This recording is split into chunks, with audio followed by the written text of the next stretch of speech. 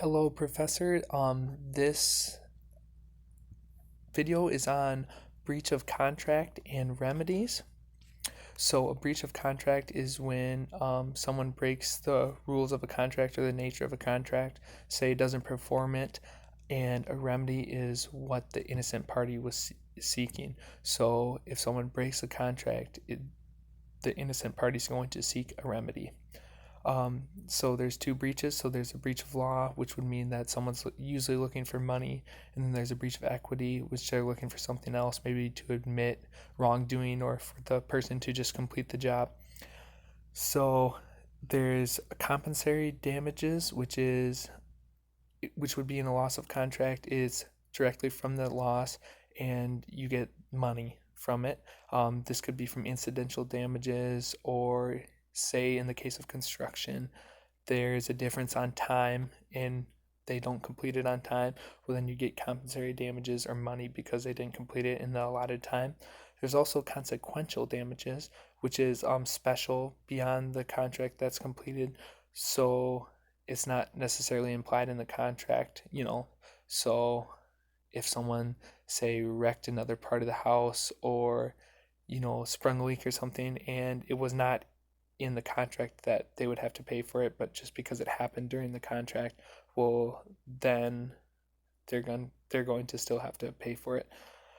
There's punitive, which is when you're looking for to punish someone for what they did. So this is not very common in law, just because you're not usually looking to punish. You're usually in civil court. You're looking to get your damages back.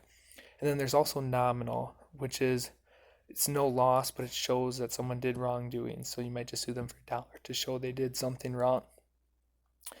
And then um, anyone who had something against them done wrong in a contract, so the innocent party has the liability of mitigation of damages. So that means they have to stop the loss of damage to the innocent party. They have to halt and try to stop as much damage as they can.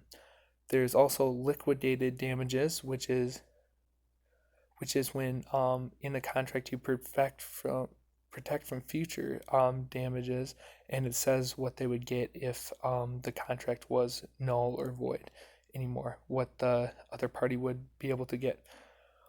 So there's also something called rescission, which is the ability to undo a contract.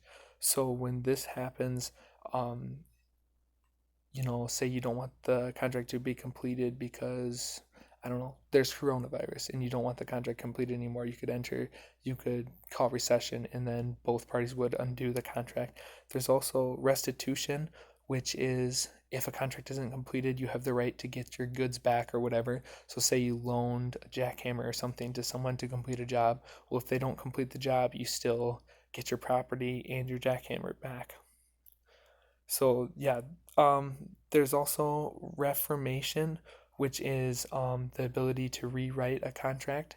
So if both parties agree, they could rewrite the contract and change the contract so that it was better for both parties, or something changed, so they'd want to do something different.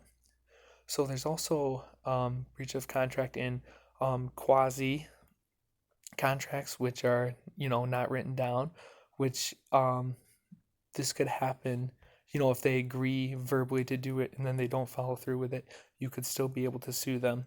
And then you can also, in a contract, waiver your rights to sue or whatever, and choose not to sue and give up those rights as well. Thank you very much.